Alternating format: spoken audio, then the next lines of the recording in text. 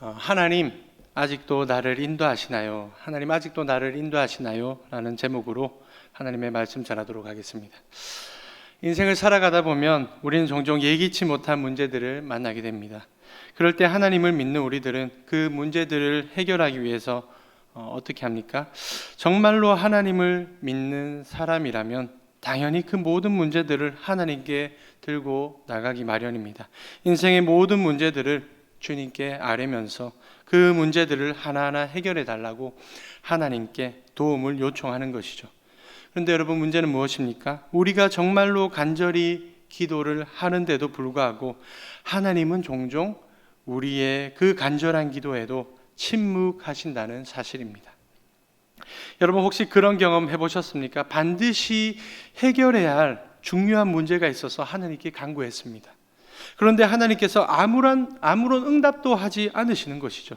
그 문제를 해결할 수 있는 지혜가 필요한데 그 일이 되어지기 위해서는 상황과 여건이 좀 풀려야 되는데, 어떤 때는 하나님께서 직접 좀 나서 주셔가지고 그 문제를 해결해 주셨으면 좋겠는데, 도무지 요지부동이신 하나님을 보면서 하나님 정말로 살아계신 거 맞습니까?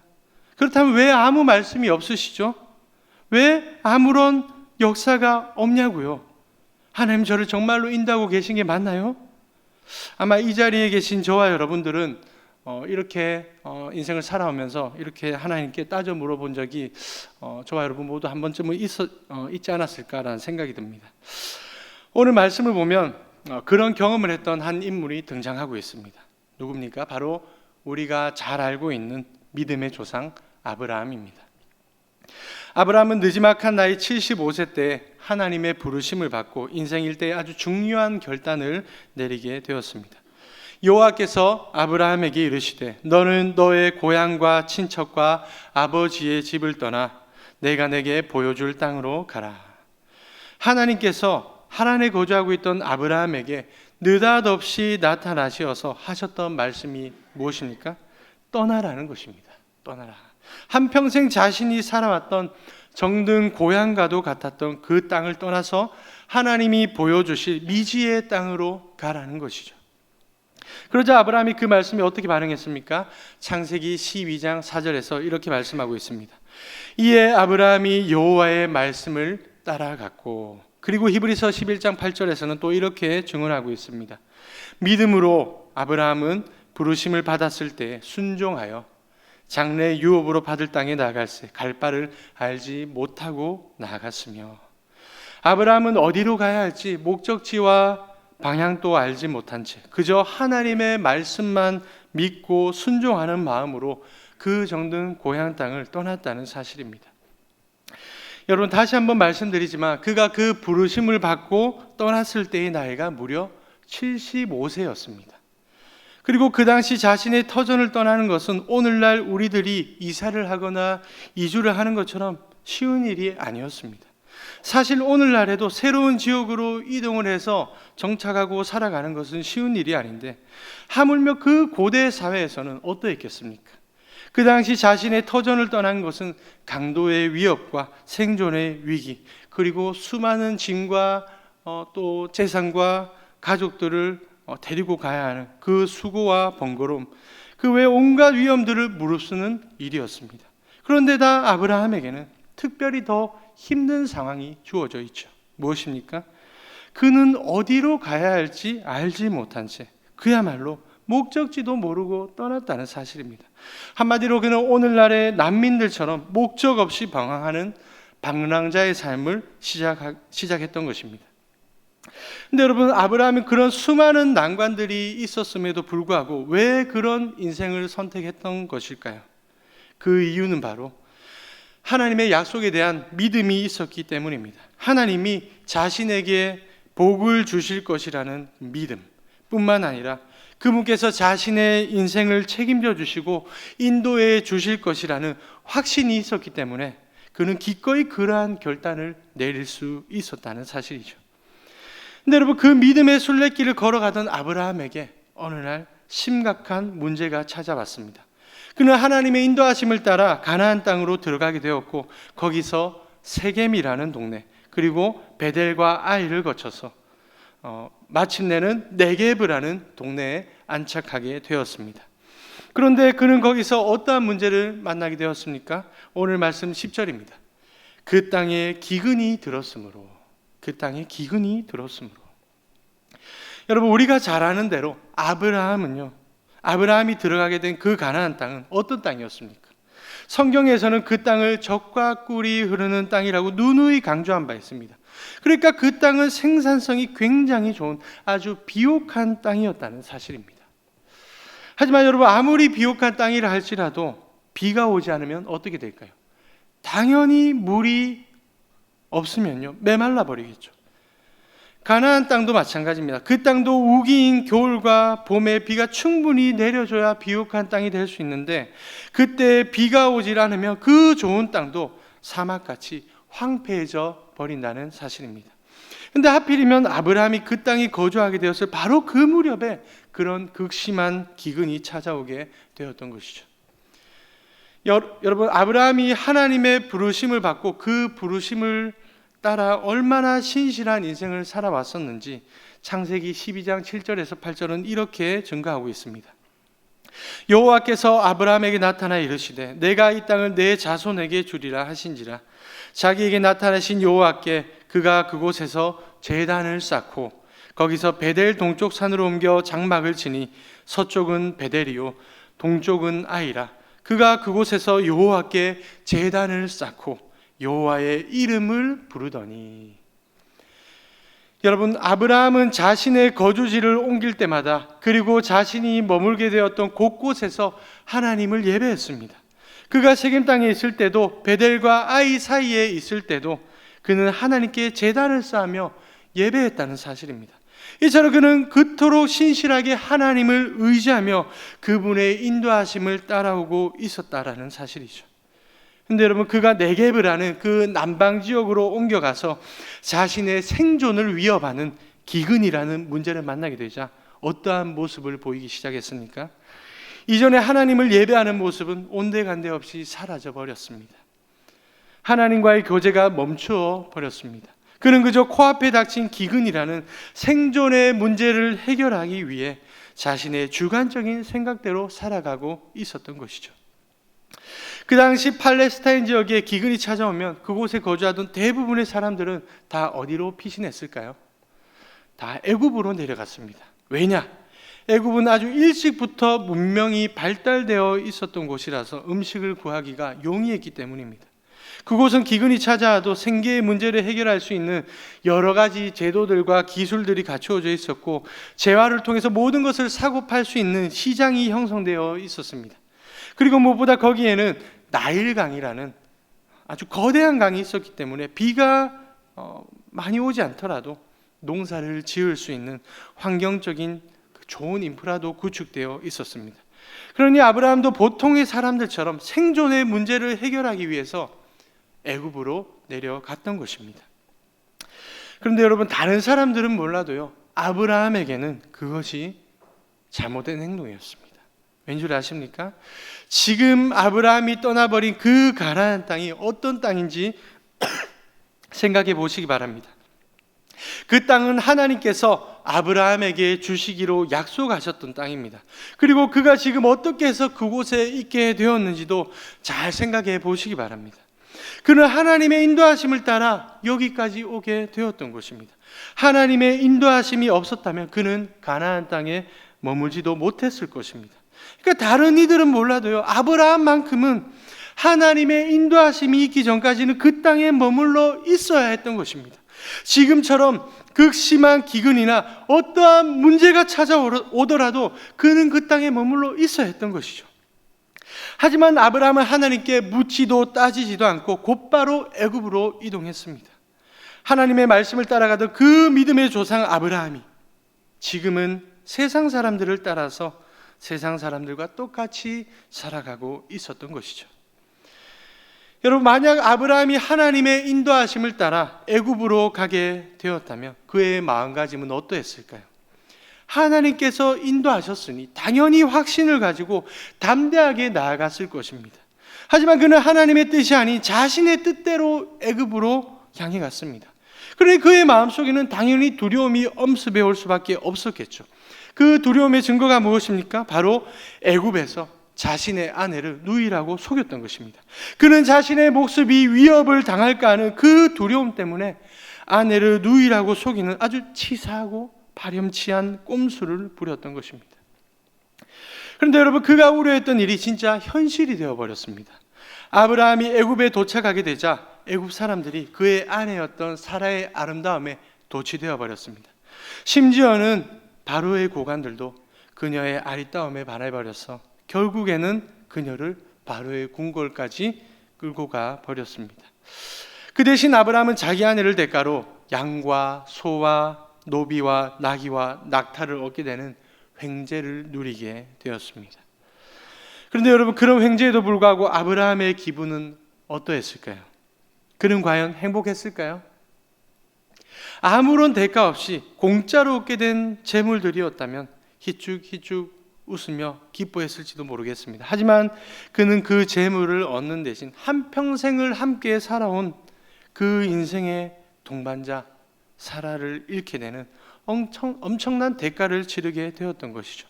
어쩌면 그는 그날을 계기로 아내와 영원히 이별해야 하는 운명을 맞이해야 했을지도 모릅니다. 그는 그저 생계의 문제를 해결하려고, 단지 그 생계의 문제를 해결하려고 애굽으로 내려갔을 뿐인데 그곳에서 아주 혹독한 인생의 위기를 만나게 되었던 것입니다. 여러분, 이쯤에서 잠시 우리가 중간 점검을 해보는 것이 좋겠습니다. 지금 아브라함의 인생이 어떻게 굴러가고 있습니까? 인생이 꼬일 대로 꼬여버렸습니다. 하나님은 분명 아브라함을 부르시면서 그에게 뭐라고 약속하셨죠? 너는 복이 될지라, 너는 복이 될지라 약속하셨습니다. 근데 여러분, 이게 복입니까? 기근을 만나서 생계의 위협을 겪게 된 게 복인가요?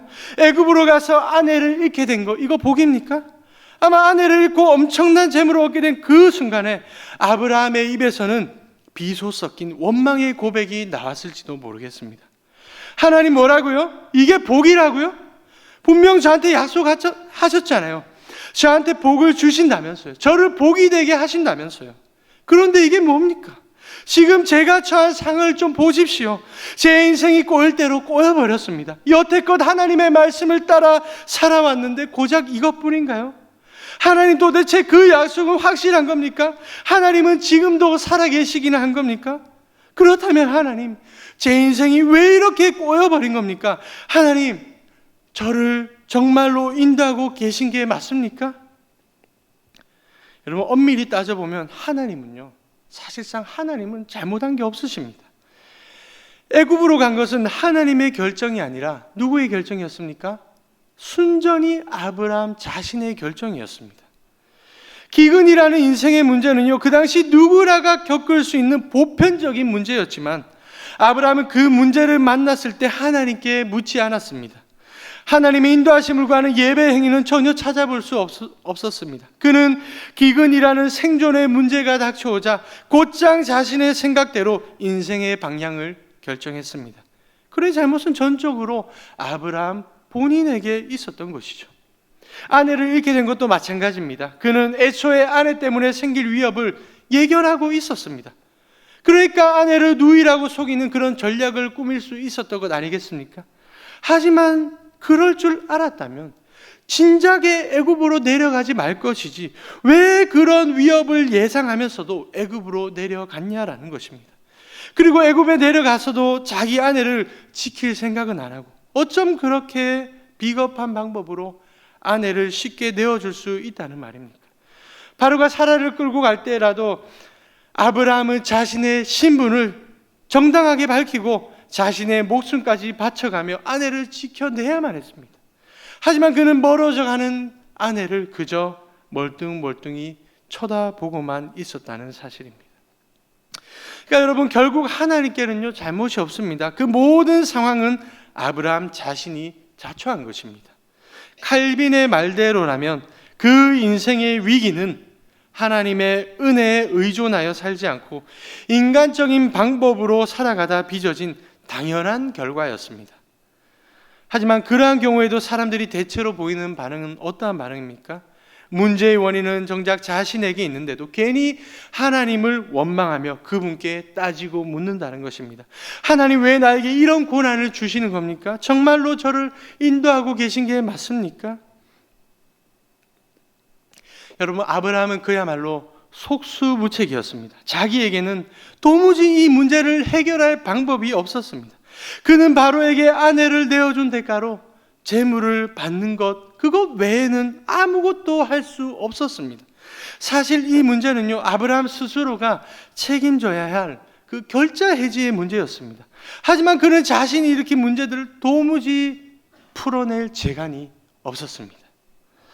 근데 여러분, 바로 그때 아주 신기한 일이 벌어졌습니다. 오늘 말씀 17절을 보시기 바랍니다. 다 같이 오늘 말씀 17절을 함께 읽어보도록 하겠습니다. 시작. 여호와께서 아브라함의 아내 사레의 일로 바로와 그 집에 큰 재앙을 내리신지라. 여러분, 지금 무슨 일이 일어나고 있습니까?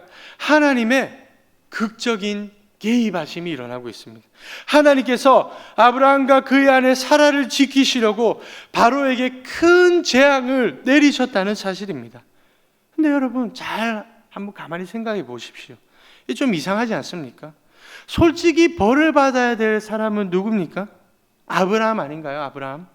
자기 멋대로 애굽으로 내려가서 자신의 거짓 술수로 아내를 빼앗겼으니 벌을 받아야 될 사람은 정작 아브라함 아닙니까? 게다가 바로의 입장에서는 얼마나 억울한 일입니까?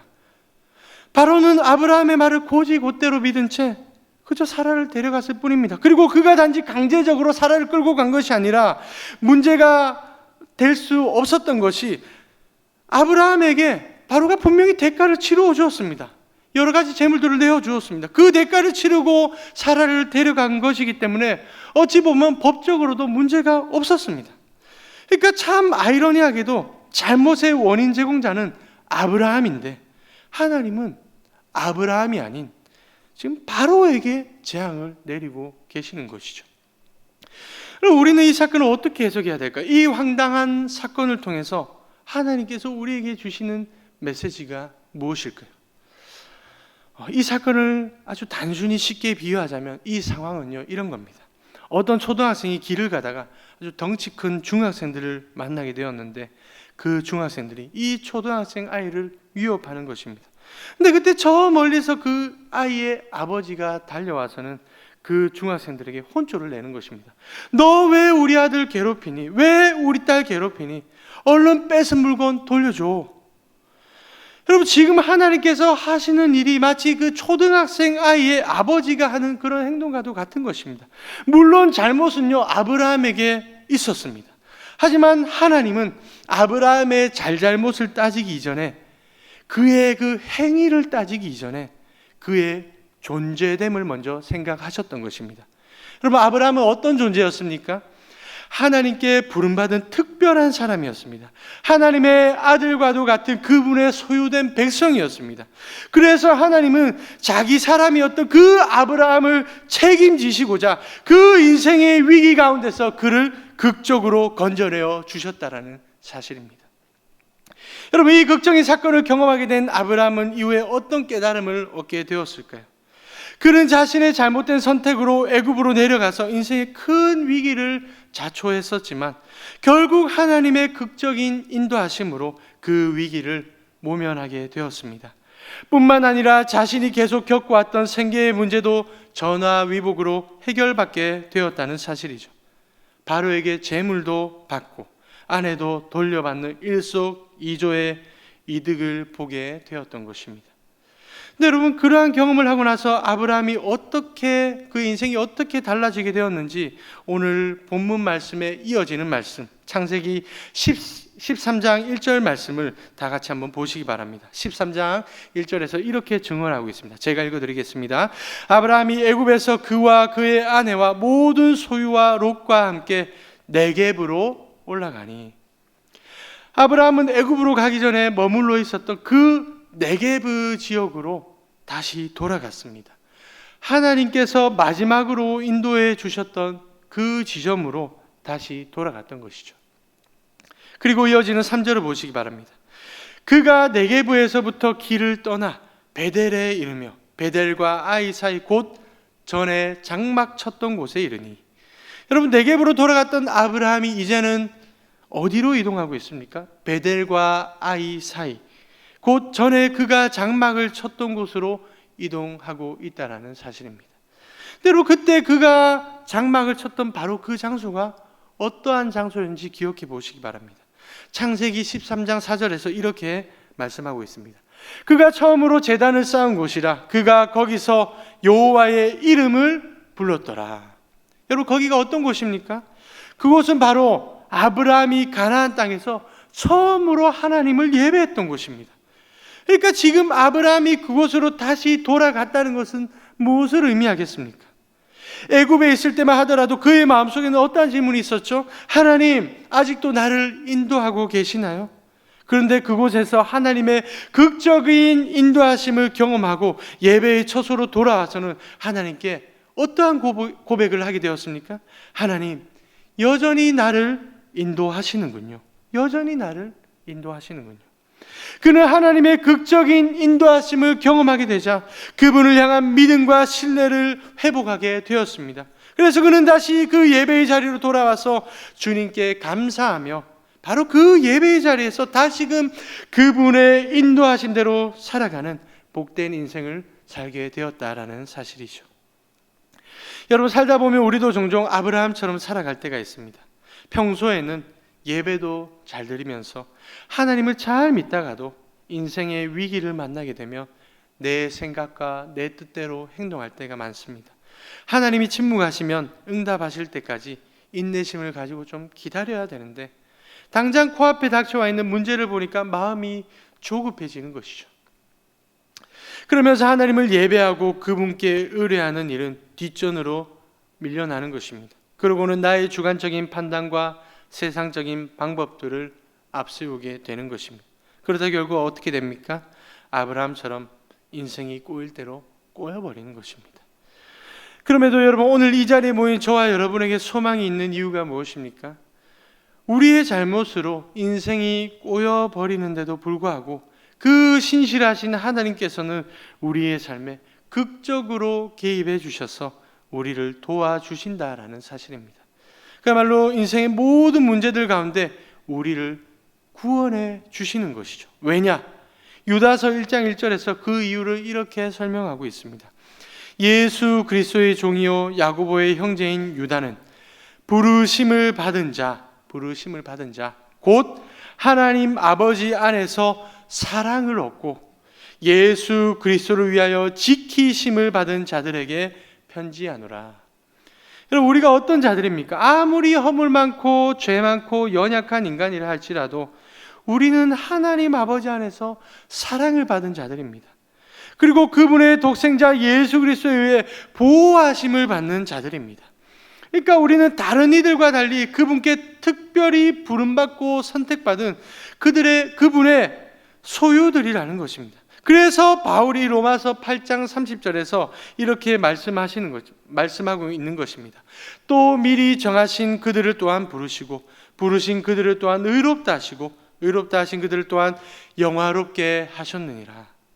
우리를 부르신 하나님께서 우리가 그분의 나라 곧 천국에서 영원한 영광을, 그 영화를 누리게 될 때까지 끝까지 책임지고 우리의 인생을 인도해 주신다라는 사실입니다.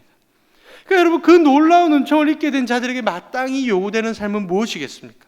그것은 바로 예배입니다. 예배. 우리는 늘 예배의 자리로 나와서 그분의 신실하심을 신뢰하며 그분의 인도하심을 구하는 예배의 삶을 살아가야 한다라는 사실이죠. 여러분, 아브라함이 어디서부터 인생이 흔들리게 되었는지 잘 보시기 바랍니다. 그의 인생의 예배가 사라지는 순간, 그가 예배에서 실패하게 된 순간부터 그의 인생이 꼬이기 시작했습니다. 하지만 그와 반대로 그의 인생이 풀려나기 시작한 그 시점은 어디입니까? 하나님께서 그 위기의 절정에 나타나 극적으로 개입해 주셨을 때, 즉 그분께서 그의 삶 가운데 임재해 주셨을 때 그의 삶이 회복되기 시작했다라는 사실입니다. 그러니 그 사실을 깨닫게 된 아브라함이 다시 돌아간 곳은 어디입니까? 그는 결국 예배의 자리로 돌아오게 되었다는 사실입니다. 왜냐? 바로 그 예배의 자리에서 하나님의 임재를 경험할 수 있기 때문인 것이죠. 여러분, 우리도 마찬가지입니다. 다른 사람들은 몰라도요, 최소한 하나님의 백성된 저와 여러분들은 예배의 자리를 떠나서는 안 될 것입니다. 예배의 자리를 떠난다는 것은 하나님의 뜻대로 살지 않겠다는 것이에요. 이제부터는 내 마음대로 살겠다는 것입니다. 다시 말해, 하나님의 인도하심을 받지 않고 내가 내 뜻대로 내 인생을 결정하면서 내가 내 인생을 인도하겠다는 것입니다. 하지만 그런 인생들을 향해 하나님께서 주시는 메시지가 무엇입니까? 돌아오라는 것입니다. 예배의 자리로 돌아와서 하나님의 인도하심을 받으라는 것입니다. 사랑하는 성도님들, 오늘 말씀의 제목이 무엇입니까? 하나님, 아직도 나를 인도하시나요? 그렇다면 이 질문에 대한 하나님의 대답은 무엇입니까? 오늘 말씀을 통해서 하나님이 우리에게 이렇게 말씀하십니다. 그래, 내가 아직도 너를 인도하고 있단다. 사랑하는 성도님들, 신실하신 주님을 신뢰하시기 바랍니다. 하나님께서 우리의 인생을 지금도 여전히 인도하고 계신다는 것을 믿으시기 바랍니다. 그분이 침묵하시는 순간에도 그분은 여전히 일하고 계시며 우리의 인생길을 열어가고 계신다는 사실을 확신하시기 바랍니다. 바로 오늘 이 예배의 자리에서 그러한 믿음을 회복하시고 더 나아가 그분의 인도하심에 우리의 인생을 철저히 의탁하시는 오늘 이 자리에 모인 저와 여러분들이 되시기를 주님의 이름으로 축복합니다.